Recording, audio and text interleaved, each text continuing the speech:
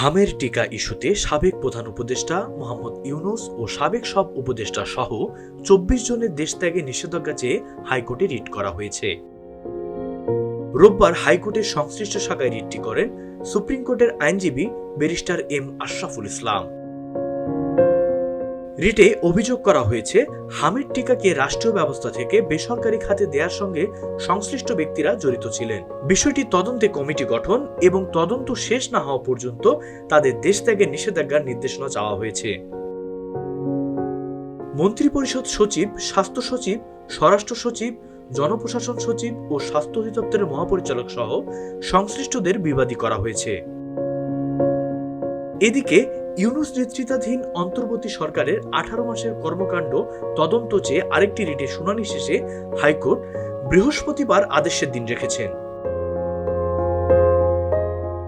রিটকারীর পক্ষ বলেছেন, অর্থনীতি ও স্বাস্থ্য সহ বিভিন্ন খাতের কর্মকাণ্ড তদন্তে কমিশন গঠন প্রয়োজন।